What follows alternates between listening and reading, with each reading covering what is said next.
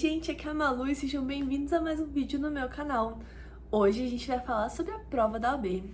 Essa semana eu recebi um comentário pedindo pra eu contar sobre a prova da OAB, que eu tava meio sumida daqui e eu desapareci, eu sei. Então eu preciso atualizar vocês, vou contar da minha jornada e esse vídeo é exclusivo pra gente falar sobre a OAB. Bom, então vamos recapitular. Eu prestei a OAB 38, né, o 38º exame da ordem. Foi aquele exame que a gente teve as novas matérias foram inseridas e ninguém tava esperando muito, ninguém sabia o que viria da prova. Então era uma prova que, assim, a gente enfrentaria algumas dificuldades, não seria mais uma prova que teria aquele padrão de número de questões de cada matéria. Tivemos algumas alterações. Caixinha de perguntas lá no meu Instagram, o arroba tá aqui pra vocês me seguirem, marialuisaferreira.m. Lá a gente usou todo dia conversando, se vocês me mandarem uma DM perguntando sobre a OAB, eu também vou responder vocês, tá? Vamos do começo. Eu prestei o 38º exame da OAB. Na primeira fase eu fiz o cursinho da Vice de uma Estudante, que é da Ana Clara, e eu fiz o curso de 90 dias. Eu fiz o curso dela porque na época era o mais famoso que tinha, todo mundo tava fazendo, a galera da minha sala também tava fazendo, eu ouvia falar super bem e eu acompanhava na Clara fazia um tempo. Sobre o curso da Vício, é um curso muito bom, eu recomendo pra vocês de olhos fechados para a primeira fase. Você tem um cronograma de estudos incrível, então pra você que não sabe fazer um roteiro assim como eu, ela dá de mão beijada pra vocês. Todo o roteiro, todas as questões que você tem que fazer no dia, o assunto daquele dia que você precisa fazer, enfim, é perfeito. A plataforma também é muito fácil de usar. A única coisa que, na minha opinião, não são tão boas são as videoaulas. Longas, eram muito maçantes, mas eu já vou chegar nessa parte. Sobre o material, eu usei só o cronograma da Vício, tá? Eu não comprei nenhum livro dela.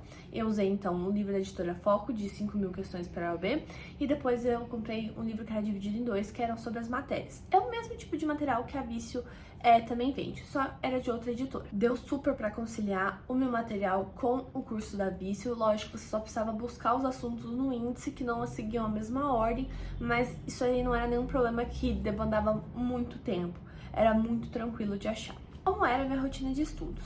Então, pra vocês entenderem, eu tinha faculdade, tinha estágio, e aí de noite eu tinha que estudar tanto pra faculdade, pra semana de provas, como pra OAB. O que eu fazia, gente? Eu tentava seguir o cronograma na risca ao máximo, que era responder todas as questões.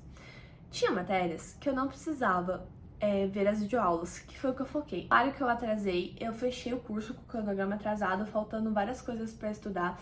Foi uma desordem minha, mas eu acredito que se você se organizar melhor, você consegue seguir certinho. Tentava, fazia as questões primeiro, depois, o livro de 5.000 questões, ele tem muito mais questões do que você precisa fazer no dia. A Ana Clara pontua lá, faça 3, 4, 5 questões. No livro tem mais. Então eu ia lá, fazia as questões, corrigia. E aí, com a correção, eu já tinha comentado, eu já aprendia também os meus erros. Se não ficasse claro, eu li o livro. Se não ficasse claro ainda, eu via as videoaulas. Então a videoaula, ela era uma última sessão. Eu confesso que eu assisti muita videoaula em penal e tributário e ética pra gabaritar, porque eram as matérias que eu mais senti dificuldade. E ética, porque a gente sabe que, assim, a gente precisa acertar as 8 questões. Eu ainda não tinha tido ética na faculdade, eu ia ter só no semestre seguinte, que foi uma aula desperdiçada porque eu já tinha passado na OAB. Penal e processo penal, gente, eu apanhei, assim, ó, de uma forma que vocês não têm noção. Eu tive que fazer muito resumo mesmo, escrevendo assim, pra ver se dava certo. Resumos, não perca seu tempo fazendo resumos. A prova da OAB não é voltada pra isso. Tem um caderninho, assim como esse, que era o que eu tinha, em que eu anotava os principais pontos. Então, se eu fosse falar sobre ética naquela aula, eu anotava os principais pontos. E esse caderninho, ele vivia aqui, ó, debaixo do braço. Qualquer lugar que eu ia, eu tava com o caderninho lendo. No metrô indo pra faculdade, eu tava com o caderninho lendo. No ônibus indo visitar meus pais, eu tava com o caderninho lendo. O importante é você não desgrudar desse caderninho. E eu não desgrudei do meu até na segunda fase. Falo pra vocês não fazerem resumos. Gente, fazer resumo é uma coisa que a gente perde muito tempo. Eu fui uma pessoa super adepta do resumo pra estudar na faculdade, mas pra OAB não dá certo. Primeiro que você não precisa decorar toda a matéria. Você precisa entender como a OAB vai cobrar aquela matéria nas questões. E é isso que é muito bom de resolver questões. Você vê que sempre a OAB vai falar do mesmo estilo, vai ser sempre ter um modelo de questão, isso vai ser sempre um modelo de enunciado. Lógico, muda nome, muda resposta, mas você segue um padrão, você tem um modelinho. A OAB é modelo, é padrão. Por isso, quanto mais questão você fizer, melhor você tá. Quando eu precisava fazer resumo, eu optava por mapa mental. Então eu escrevia o título principal na folha e ia puxando links. Só que eu não ia puxando links durante a aula. Eu assistia a aula, eu lia a matéria e aí eu fazia o mapa com tudo que eu sabia na minha cabeça. Depois disso eu complementava com o que fosse necessário, com o que fosse esquecendo. Eu não fiz nenhum resumo novo para a prova da OAB, todos os que eu utilizei são os que eu já tinha feito na graduação para relembrar as matérias que eu tinha mais dificuldade.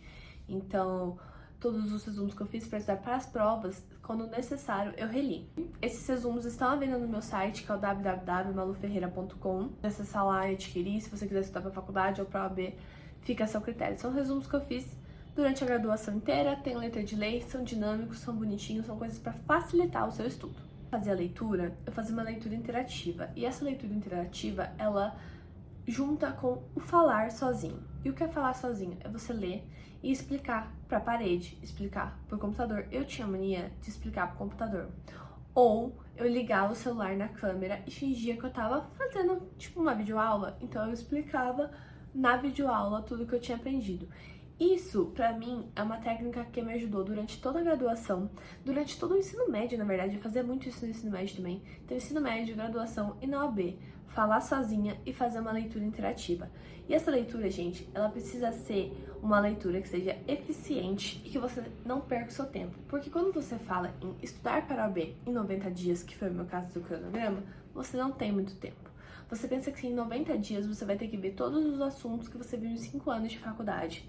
Então você realmente precisa fazer que aquela leitura seja boa, que você grave o que está escrito, que você aprenda, que você saiba como vai cair na B, que você não tenha que voltar mais de 10 vezes na mesma linha. Outro ponto, tente respeitar o seu cronograma ao máximo, independente do curso que você fizer. Eu tive amigos que fizeram meu curso, CISC, e eu que fiz vício. O importante é, respeite o cronograma e tente fazer ele sempre para não ficar atrasado. Quando você fica com uma matéria atrasada, forma uma bola de neve. Eu lembro que penal foi uma matéria que eu não tinha vontade de estudar, formou uma bola de neve, depois eu tive que ver 1 milhão de videoaulas em seguida pra conseguir entender, porque só com a leitura não tava dando e ficou uma coisa mais maçante ainda. Sobre o caderninho, eu já disse pra vocês, eu tinha um caderninho igual a esse, que eu anotava todos os pontos que eu precisava, principais pontos que caíram em ética, em direito do trabalho, que eram matérias que eu tinha muita afinidade, em processo do trabalho, em direito civil. Eu fiz, entre aspas, um caderninho de erros. Então, quando eu fazia uma questão e errava, eu queria entender por que eu errei. E às vezes era com o assunto não ficou muito claro. Então eu anotava essa resposta no caderninho, porque era uma forma de ter uma explicação do porquê a resposta é a A e não a B. Então era uma forma de eu gravar também e de aprender a matéria. Outro ponto muito importante é faça simulados. E faça simulados no tempo certo. Imprima a prova. Não me venha, gente, não me venha falar que fez simulado no computador, que fez simulado no tablet. Vai na copiadora da faculdade, que deve custar 50 centavos para você imprimir, e imprima. Imprima provas antigas e faça. Mas faça trancada, sem celular, sem livros, sem anotações e com cronograma de tempo. Por quê? Vai chegar no dia da prova e você não vai ficar doido da cabeça achando que o tempo tá curto ou que você não sabe por onde começar, nem nada. Os primeiros simulados, eu lembro que eu comecei seguindo a ordem. E aí eu falei, cara, mas isso tá fazendo eu perder muito tempo, porque eu chegava nas questões de direito do trabalho cansada e errava. Enfim, eu achei que para mim, depois que eu fiz os simulados, a melhor forma de fazer a prova era começa com ética, vai para direito do trabalho, processo do trabalho, e aí eu voltava. O negócio é o seguinte, leu a questão, não entendeu? Passa pra próxima.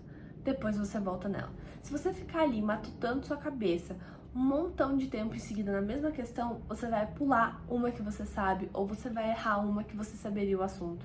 E isso não pode acontecer. Outra coisa que eu acho muito bacana nos simulados é faça correções interativas. Pega o simulado e nas questões que você errar, entenda por que você errou. Entenda por que você marcou uma e não marcou a outra. Se você ficou em dúvida entre duas e marcou errada, entenda por que você marcou errado, o que te fez confundir, aquela micro palavrinha que te fez confundir com a resposta certa.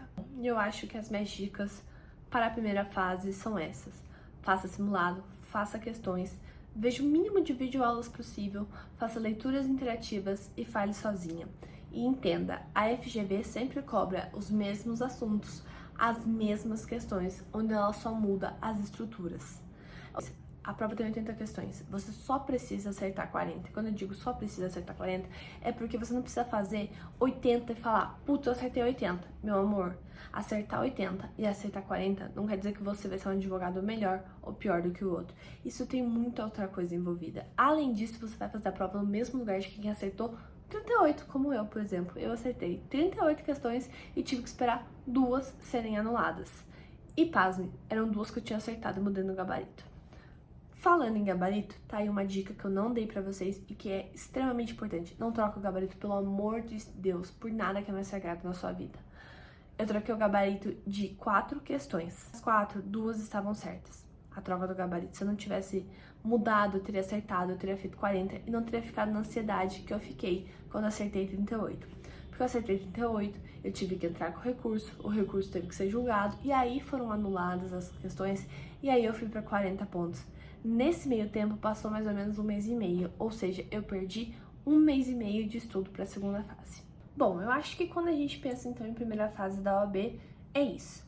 Para finalizar a primeira fase da OAB, que tem mais ou menos a ver ali e é ligado com a segunda fase, e é o primeiro tópico que eu vou falar sobre a segunda fase da OAB, que é a escolha da matéria. Gente, pelo amor de Deus, se você não gosta de direito constitucional, não vai na ideia da pessoa que vai falar, ai, mas direito constitucional tem menos peça. Se você não gosta de direito tributário, se você não entende o que uma EP é, você sabe o que é uma EP? Você sabe como é a resposta à EP? Eu sei porque eu fiz estágio em direito tributário, mas assim, se você não sabe, se você não gosta, se você é aquela matéria que você faz na faculdade falando, ai, que saco, se você não foi bem na prova, não pega essas matérias. E eu falo principalmente de direito constitucional e tributário porque tem uma renca, mas uma renca de gente na internet que fala, estude direito constitucional para segunda fase, porque tem menos peça. Meu amor, deixa eu te explicar uma coisa. Tem menos peça. Não estou negando isso. Mas você vai sentar a bunda na cadeira e estudar 3 horas por dia uma matéria que você não suporta? Não esqueça que não é só a peça, você tem que entender a matéria para responder as questões. Você vai ter que responder 4 questões. Para você responder essas 4 questões, você tem que saber o assunto. Para você saber o assunto, você tem que estudar. Como que você vai sentar sua bunda na cadeira e estudar uma matéria que você não gosta? Então, pelo amor de Deus, para de pregar na internet. Ai, vou fazer constitucional porque é mais fácil. Ai, vou fazer tributário porque é mais fácil. Não é, não é. Faça o raio da matéria que você tem afinidade. Eu, Maria Luísa, estava fazendo estágio em Direito do Trabalho, que é a área que eu atuo hoje. Por que eu vou escolher tributário? Eu fiz estágio na área do tributário, mas já fazia tempo. Eu só sabia fazer EPE e resposta EPE. O que eu ia fazer na OAB com isso? Nada. O que eu escolhi? Direito do Trabalho. Matéria que eu estava vendo todo dia no serviço. Porque eu fiz em Direito do Trabalho. Não me arrependo nem um pouco. Pelo contrário, estudar para a OAB deu um gás no meu serviço. Me fez entender muito mais os processos. E isso, gente, tá interligado, porque eu estudava, colocava em prática no serviço e colocava em prática no serviço no estudo, entendeu? Tudo ali ligado. Primeiro ponto, saiba escolher a sua matéria na segunda fase. Pense com carinho, escolha algo que você tem afinidade e pense que não é só a peça processual. Você tem 4 questões para responder e para você responder essas 4 questões você precisa saber a matéria. Ponto, o curso que eu fiz, CEISC. Eu tinha várias indicações de outros amigos que já tinham passado, até do pessoal do meu próprio serviço. Fiz CEISC, tá? Foi um curso maravilhoso. Comprei o material do CEISC também e não me arrependo. Cursinho é uma coisa muito pessoal. Você tem que se adaptar ao material, se adaptar ao professor. Então escolha com sabedoria. Pesquisa antes, pergunte para outras pessoas, olha, o que você achou do curso, como era o curso, como funcionava. Tudo isso você precisa entender antes de escolher um cursinho. Isso vale tanto para a primeira fase como para a segunda. Como funcionava o cursinho do CEISC, que eu vou explicar aqui para vocês. Ele era dividido, são 2 professores, e ele era dividido em aula prática e matéria. Nas aulas práticas, a gente tinha a peça para resolver. Então, a professora ensinava a peça, como que era a estrutura, quais pontos tinham que ter, o que não podia ter, o endereçamento, enfim, tudo completinho. E isso tinha um material. O caderno tem como escrever, o que escrever e tem os casos. A gente resolvia casos na aula e a gente resolvia casos como tarefa de casa, que teria correção na próxima aula. E isso é muito importante, porque eles pegam na sua mão e ensinam a estrutura da prova desde o zero, tá? A segunda aula era a aula de matéria, onde você aprendia o conteúdo. Então, o que é hora extra, como era uma hora extra. E aí, gente, geralmente a aula da matéria era aqui e a aula da peça era aqui. Então, tudo que você aprendia nessa aula tinha nessa peça. Pra que é um PPP? Quando que tem insalubridade? Quando tem periculosidade? Que documento você usa para periculosidade? Que documento você usa para insalubridade? Para que serve a perícia? O que é uma doença? O que é um acidente de trabalho? Enfim, tudo que você vê na aula teórica você tem que colocar na prática. Por isso, lembra que eu falei, você tem que escolher uma matéria que você tem afinidade? Eu tinha afinidade com o direito do trabalho, era uma matéria que eu gostava. Então, pra mim, eu aprendia sobre horas extras, sobre tudo ali, e aplicava pra peça. Porque, gente, você vai precisar ler a peça e falar, aqui ele tá pedindo isso, eu vou rebater com tal artigo, porque no tal artigo tá falando isso. E, tal documento. E as questões é a mesma coisa, porque você tem que discorrer sobre as questões. Então, a questão, você tem que falar muito bem sobre a resolução da matéria. Por isso, eu digo e repito pela 20ª vez, escolha uma matéria que você tem afinidade. Sobre o cronograma do CEISC, ele é um pouco pesado, tá? Principalmente se você, assim como eu, teve que esperar sair a anulação da questão. Eu tive que esperar sair a anulação, então eu comecei a estudar atrasada. Eles têm um cronograma para esse pessoal que entra depois, só que ele é mais restrito, você tem mais aulas no dia, então assim, acaba pesando. Foi uma carga horária extremamente puxada, porque eram acho que umas 2 ou 3 aulas por dia longas sobre peças, sobre as matérias, e tendo que resolver e tendo simulado para entregar no final de semana, porque na segunda fase você também tem simulado, e no CEISC você não tem só o simulado para você imprimir, tem que mandar para eles corrigirem. Eles mandam com a nota e na semana seguinte, além da nota, você tem uma aula sobre onde você errou, sobre os principais pontos que os alunos erraram. Sim, não é só você na aula, mas a professora vai ler a peça e vai falar com você, tipo, como eu estudei para a segunda fase. Eu assisti as videoaulas, fazia anotações no caderno grande e fiz todas as marcações que eles pediram no Vadimeco. Importante, leia e entenda sobre como você pode marcar ou não o seu Vadimeco. Eu tenho até hoje tanto o Vadimeco como o caderno, mas aqui eu só tô com essas súmulas do TST que eu uso muito no serviço até hoje. Súmulas e OJs organizadas, isso aqui pode ser usado na OAB, tá? Você pode levar. Então, um Vadimeco, esse livro e o Vadimeco próprio. Um Vadimeco tava zeradinho, que o meu pai tinha comprado pra fazer uma prova, então ele tava limpo, sem nada. Eu falei, bom, se a mulher barrar o meu, que tá com as marcações, eu tenho um outro. E levei o próprio do CEISC, que é esquecido, mas o nome dos dois professores são Cleise e Luiz Henrique. A Cleise, que dava a aula sobre como montar as peças, e o Luiz Henrique, que dava a parte teórica. Caderno de anotações. Como eu disse pra vocês, na primeira fase eu tinha esse caderninho de erros. O que eu fiz na segunda fase? O mesmo caderninho, tá? Reaproveitei. E eu anotava a estrutura das peças e decorava por números. Eu sou muito boa com isso. Vou falar como eu fiz. Inicial. A inicial tem 8 elementos. Então tinha lá o endereçamento, a qualificação da parte, escrito inicial, a qualificação da reclamada. Aí a gente vai para as preliminares ou prejudiciais do mérito, a gente vai para a historinha, a gente vai para os pedidos, para a causa de pedido e finalização. Aqui você tem que escrever o pedido assim, detalhadamente os pedidos, e a finalização é que receba essa ação, que o reclamado seja intimado a apresentar a contestação no prazo tal, até a data da audiência, que seja deferida a audiência, enfim. Isso, eu ia daqui pra faculdade, no metrô, lendo esse caderninho. Então eu ficava lá, contestação. 8, contestação não, né? Inicial, 8 itens. Quais são os 8 itens? E ficava repetindo. Eu fiz isso pra todas as peças e eu lembro sobre os simulados, como eu fiz os simulados, que foi o que eu fiz na prova. Então eu comecei lendo a peça, identificando a peça, identificando a parte, identificando todos os pedidos, causa de pedir, tudo que tinha a ver e anotando. Então, fulano contra ciclano, tá falando de hora extras, tá falando de plano de saúde, tá falando de indenização por dano moral, eu anotava tudo. Depois eu lia e falava, o que ele tá falando das horas extras? Isso. O que eu vou ter que falar contra isso? Já deixei estruturadinho, entendeu? Não fiz um rascunho propriamente dito da peça. Passei limpo. Eu fiz toda a estrutura, tudo que eu tinha que fazer, preliminar, prejudicial, tudo cru na folha. Depois que eu fiz esse cru, eu fui para as questões. Li as questões eu não tive muita dificuldade, porque eu sabia a matéria, porque era uma coisa que eu fazia, tá vendo a importância? Então eu já matei as questões de cara. Pra peça, procurei todos os artigos que eu queria, revisei se a estrutura estava certa, passei a peça pra folha oficial. Então não tivemos a folha de rascunho, apenas a estrutura, passei toda a peça e fiquei debatendo a questão do fato do príncipe, que no final das contas eu errei. Por tempo. Na segunda fase eu terminei a prova muito tranquila, porque assim, quando eu não sabia o que era fato do príncipe, eu desencanei. Eu falei, eu não vou ficar aqui sentada pensando num negócio que vai ficar asneirando a minha cabeça. Não sabia, fui lá, entreguei, eu acho que faltava, tipo, uns 45 minutos ainda pra acabar a prova. Fiz com calma, saí tranquila e com a consciência limpa de que eu fiz tudo que eu tinha estudado, de que eu fiz tudo que eu podia e com certeza que era embargos da execução. Eu acho que a dica mais importante na segunda fase é saiba ler o exercício, saiba estruturar, que foi o que eu falei. E te repito, pega a prova, separe todos os pontos que você tem, separe todos os tópicos que você quer falar, depois veja se você falou de tudo, se é isso mesmo, separe os artigos e aí coloque a mão na massa e escreva. Acho que essas são todas as dicas que eu posso dar pra vocês para a primeira e segunda fase. Fiquem tranquilos.